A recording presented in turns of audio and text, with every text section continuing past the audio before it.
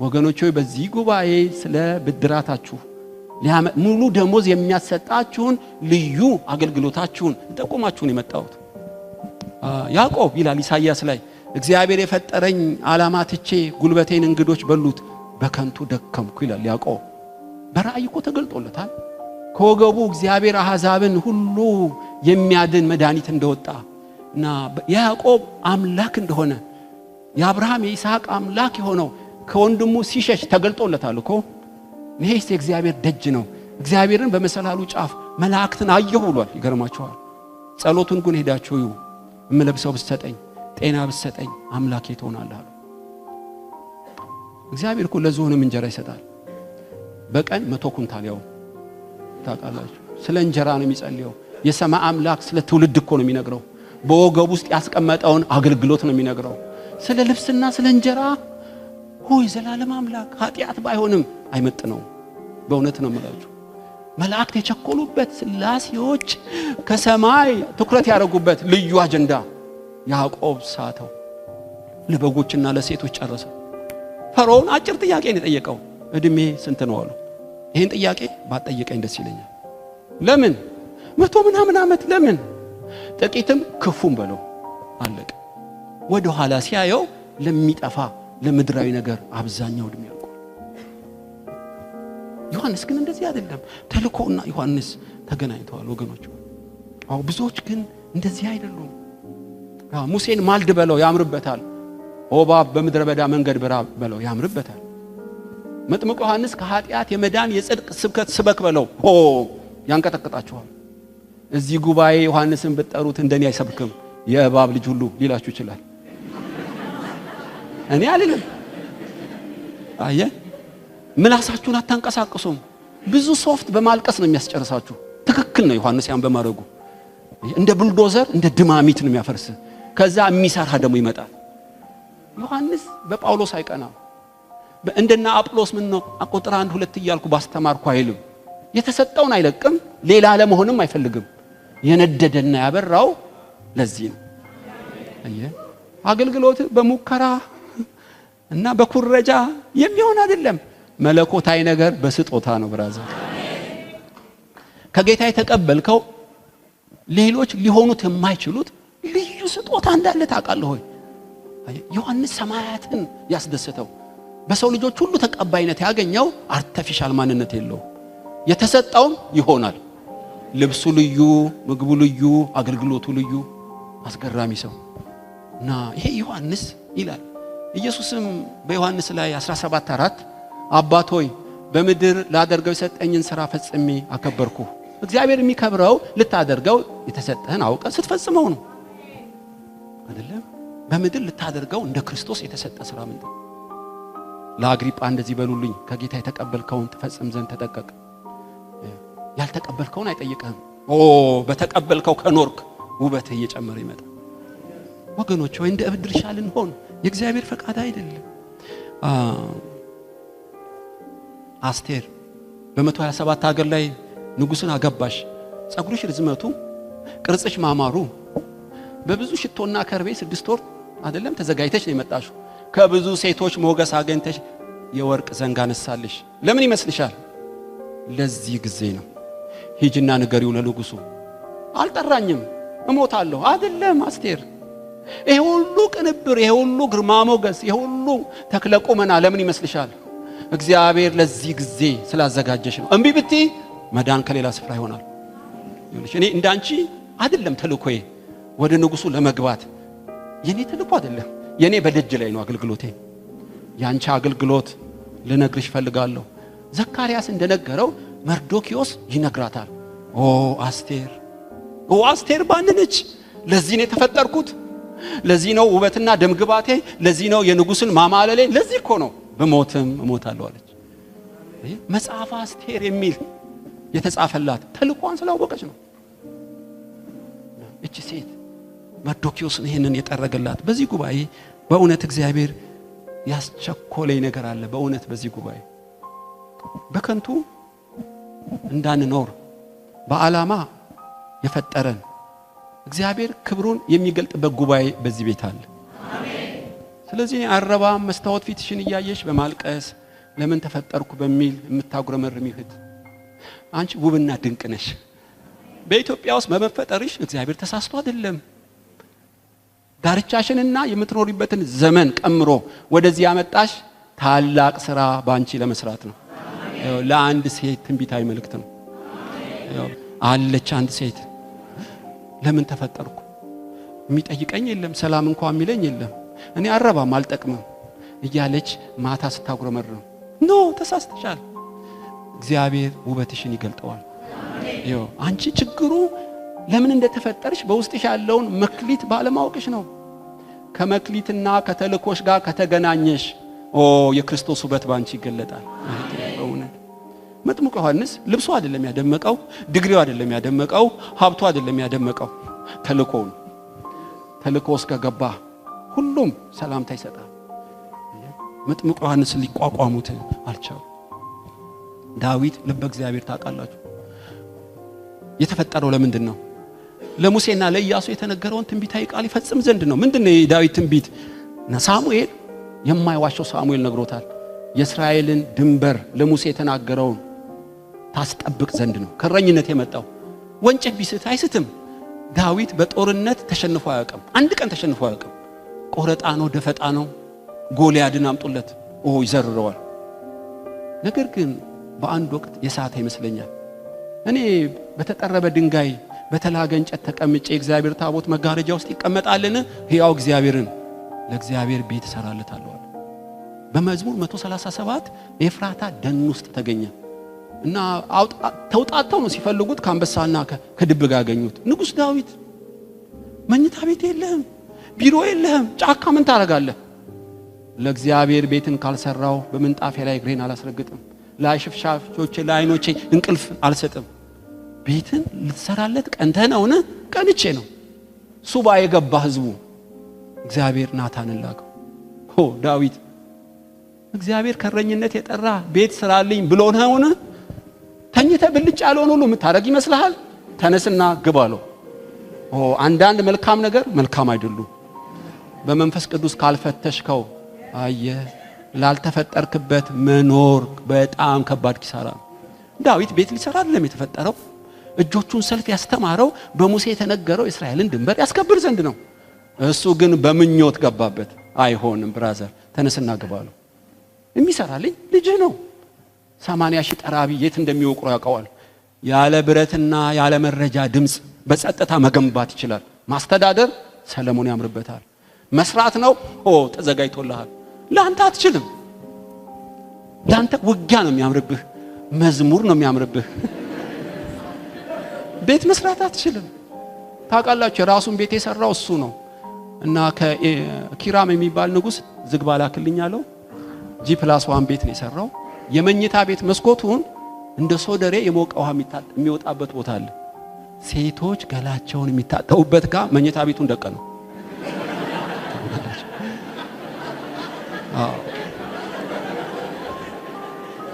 እና ተኛ ተነሳ መስኮቱን ሲከፍት ጨርሱት። በጣም ከባድ ነው። ሰለሞን ውጊያ ተዋጋ በሉት አይችልም። ሮባም ተነሳ አመለጠው፣ በከሌ ተነሳ አመለጠው። ዳዊትን በለው ጭጭ ነው የሚያደርግልህ። ያለ ስጦታ አይሆንም። አየህ ቅባትህን ለምን ትደብቀዋለህ? ለክርስቶስ ውብ የምንሆነው የተፈጠርንበትን ተልእኮ ስናቅ ነው። በዚህ ጉባኤ ለተሐድሶ የተዘጋጀ ሰው አይደለም፣ ለአገልግሎት የተዘጋጀ ሰው ማን ነው? የተፈጠረበትን ልዩ ተልእኮን ሲያቅ ነው። በምን አውቃለሁ? በጣም ቀላል ነው። የተቀበልከውን ስትሆነው በጣም ይቀልሃል። የማይቋረጥ ሸክም በውስጥ አለ። ፍሬ ታፈራበታለህ፣ ሰዎች ይመሰክሩልሃል። ፍሬ ካላፈራ የተሳሳተ ሰው ባትሆንም የተሳሳተ ቦታ አለ። መፈለግ ነው ቦታ። በጥረት አይሆንም፣ በሞራልም አይሆንም። በስጦታ ነው እግዚአብሔር ነገር። የማይቋረጥ ሸክም። ስለኔ አባቴ ይመሰክራል፣ እናንተ ትመሰክራላችሁ፣ መጽሐፍ ይመሰክራል፣ የማደርገው ስራ ይመሰክራል አለ ጌታ። በቦታና በስፍራ ስትሆን እየደመክ ተፈጥሮ እየተገዛልህ ሰዎች እየተማረኩ ልብህ እየመሰከረልህ ነው የምትመጣው። ዮሐንስ በተልኮ ውስጥ ነበር። የሚነድና የሚያበራ የሆነው ልዩ ተልኮውን ስለሚያውቅ ነው። ተልኮ ምንድነው? ከኃጢአት የሚድኑበት የጽድቅ ዕውቀት መስጠት ነው። የንስሐ ሰባኪ ነው። ሰዎች ወደ ንስሐ እንዲመጡ እንዲሰብክ ነው።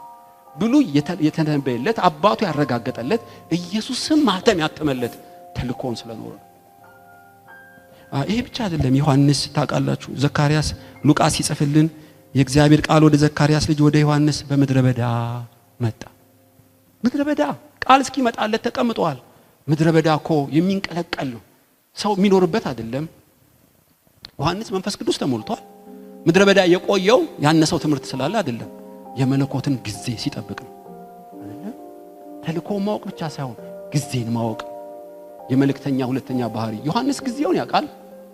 እና በዛ ምድረ በዳ ምን ታደርጋለህ? የዘካርያስ የኤልሳቤጥ ልጅ ከሆንክ መልእክተኛ ነህ፣ የኤልያስ መንፈስ አለብህ ከተባልክ ብትለው ብራዘር በጊዜ ነው የምወጣው። እግዚአብሔርን አልቀድምም፣ አልዘገይም። በጊዜው ስለወጣ ነው ውበቱ የጨመረው። ትዝ ይላችኋል ሙሴ 400 ዓመት በግብጽ ይገዛሉ ብሎት ነበር ለአብርሃም። ግን 40 ዓመት ቀድሞ አንዱን ግብጻዊ አንቆ ገደለው። አይሆንም፣ በጡንቻ አይሆንም። ፈርዖን አሳደደው፣ እረኛ ሆነ። በጎች እየጠበቀ ሚስት አግብቶ ልጅ ቢወልድም ነገር ግን እስራኤልን ለማዳን ከ40 ዓመት በፊት ቀደመ። ትዝ ይላችኋል ቁጥቋጦ ሲቀጣጠል ራእዩን ለማየት ሄደ። ሙሴ እኔ አባቶቼ የአብርሃም የይስሐቅ የያዕቆብ አምላክ ነኝ፣ ጫማህን አውልቅ፣ አሁን አቴንሽን ስጠኝ ነው። ከሰማይ የሕዝቤን ጩኸት ሰማው፣ ላድናቸው ወረድኩ። እስካሁን የት ነበርክ እግዚአብሔር ሆይ? ሙሴ ውረድ ስትለኝ እኮ መወርድ፣ ውጣ ስትለኝ መውጣ አምላክ አይደለሁ። ለአባት ለአብርሃም ከ400 ዓመት በኋላ እወርዳለሁ ብየዋለሁ። ሚስጥሩን አልደበኩም።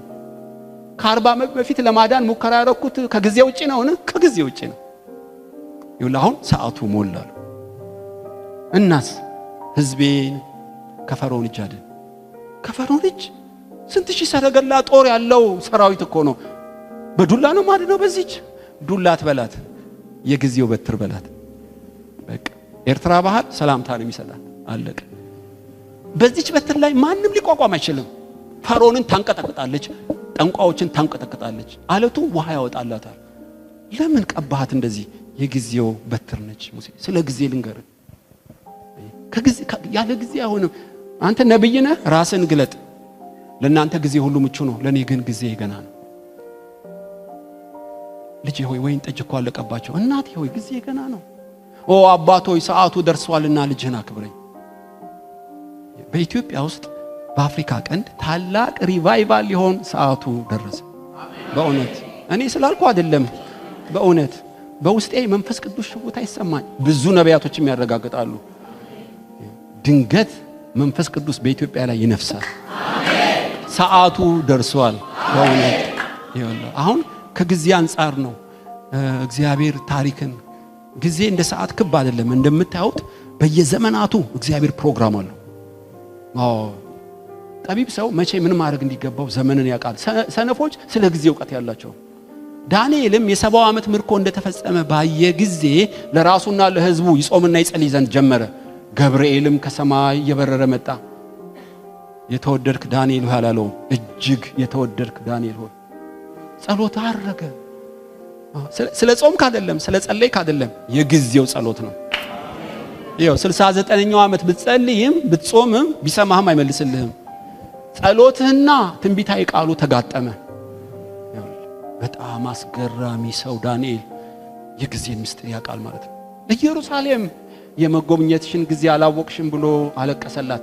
ዘመን አለማወቅ አምላክ አስለቅሷል። ወገኖቼ በዚህ ሰዓት እለምናችኋለሁ፣ መንፈስ ቅዱስ ታላቅ ነገር በአዲስ አበባ ሊያደርግ ጊዜው ደረሰ። እኔ ተዘጋጅቻለሁ። ዮሐንስ አለው ፊሽካ ነፋለት። ዮሐንስ ጀምራለሁ። ከምድረ በዳ ማርሽ ቀየረ። ዮሐንስ አልቀደመው፣ አልዘገየም። ዮሐንስ ይመስላችኋል እንጂ የጊዜው ዮሐንስ ነው። በጊዜ ውስጥ የእግዚአብሔር ሥራ በጣም ታላቅ። እኔ ስለ ምጽአት እኮ አይደለም እላችሁ፣ ነገር ግን መለኮታዊ ቀጠሮ ለአገሮች ለግለሰቦች ቀጥሯል እግዚአብሔር። የጊዜን ምስጢር እንድናውቅ የልቦናችን አይኖች ይክፈት። ዝም ብሎ የሚመሽ የሚነጋ አይደለም። በዘመናት በወራት በቀናት በሰዓታት ውስጥ ምስጢር አለ። ጌታ ኢየሱስ ታውቃላችሁ፣ በዚህ በ12 ዓመቱ እኮ አንቀጥቅጣቸዋል። ሲናገርና ሲጠይቅ ሲመልስም ተገረሙ ሊቀ ካህናቱ። ነገር ግን አልተገለጠም። ለምን? ጊዜው ገና ነው። ዕውቀት አንሶት ነው? አምላክ እኮ ነው። በ30 ዓመቱ ሲጠመቅ ሰማይ ተከፈተ። ኢየሱስም በይፋ ማገልገል ጀመረ። በ3 ዓመት ተኩል ገለበጠው። አባቶች ሰዓቱ ደርሷል ይላል። እና ውበቱ የዮሐንስ የተገለጠው ልጁ ተልኮውን ብቻ ሳይሆን ልጁ ጊዜውን አውቋል። እባክሽ መሐሊ በሩን ክፈችልኝ፣ ሆነ ጠላ ጫማ አውልቄ ቢጃማ ለብሻለሁ እባክሽ፣ እኔ እንደሆን ካውቀሻል፣ በየተራራስ ዘል ላንቺ ነው የመጣሁት ውዴ ሆይ እባክህ ሙቀት ውስጥ ነኝ። እልፍ ብሎ ሄደ። የዘላለም አምላክ ተላለፈች። በሩን ስትከፍት የለም። የዘመረችው መዝሙር ይሄ የውዴ አሻራ ነው። ቁጥር 1 ውዴ ዙምዙም ጸጉር አለው። ቁጥር 2 ወንበዴዎች ደበደቧት። ከጊዜ ውጭ የሆነ መዝሙር ያየ ስላገለገልክ አይደለም፣ በጊዜው ስላገለገልክ ነው። አንዳንዴ ዘመን ካለፈ በኋላ ለአገልግሎት ስትለመን ሁሌ አትለመንም።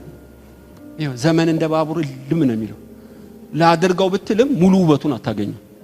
ትዝ ይላችኋል አቢግያም ናባልን ነበረ ባሏ፣ ባለጌ፣ ተሳዳቢ፣ ስንፍና ያደረበት ምናምንቴ፣ ሰካራም። አቢግያስ አእምሯ ታላቅ፣ ውበቷ ድንቅ እና ወንዶቹን ሁሉ ግደሉ አለ ዳዊት ስለሰደበው። አቢግያም እየበረረች ወደ ባሏ አይደለም ወደ ዳዊት ሄደች። ብራዘር አትግደልብኝ፣ እሱን ከገደልከው ከስራት ተፈታው፣ ሁሉን ላገባ እኮ እችል ነበር፣ ነገር ግን ጊዜው ገና ነው፣ እንዳትነካው። እንዳትነካው። አስገራሚ ሴት ነች። እና በ10ኛው ቀን እግዚአብሔር ናባልን ቀሰፈው። ጊዜን ታውቃለች። ሕያው እግዚአብሔርን ወንጭፍ በድንጋይ እንደሚጣል ነጥሎ ይመታዋል። አንተ ከጊዜ በፊት ቀደምክ፣ እጅን መልስ ትለዋለች። እና በ10ኛው ቀን ስትነግረው ልቡን መታው። በ10ኛው ቀንም እግዚአብሔር ቀሰፈው። አቢግያም ተፈታች። አቢግያ ላገባሽ ይፈልጋል ዳዊት፣ ፈጥና ሄደች። አስገራሚ ሴት ነች። ይሄ አይምሮሽ ይባረክ። የቱ አይምሮዬ? ፈጥኖ ያመጣሽ። አቤት ጊዜ ማወቅሽ። ለጋብቻ ተጠየቅሽ፣ የገረዶቹ ግራ አጣቢ ነኝ ብለሽ ፈጠንሽ። ብትዘገይስ ሳኦል ስለሚያሳድደኝ ዛሬ ጅማ ኮንኩ ነገ መቀሌ ነኝ፣ ሁሌ አትጠየቂም ነበር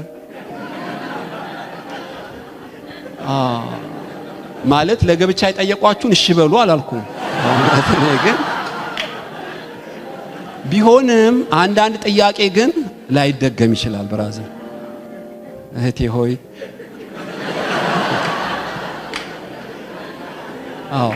ቴክስት ከላከልሽ መርምሪው፣ ቴክስት ላኪለት፣ መርምሪው። ቶሎሽም እምቢም ባትይም ግን አንዳንድ ጊዜ ላይደገሙ ይችላሉ። ስለ ዮሐንስስ ከምድረ በዳ የእግዚአብሔር ቃል መጣለት። ውበት ጊዜን የሚያውቅ ዮሐንስ። ሶስተኛ ዮሐንስ ስፍራውን ያውቃል። ዮሐንስም ወደ ዮርዳኖስ ማዶ ወጣ።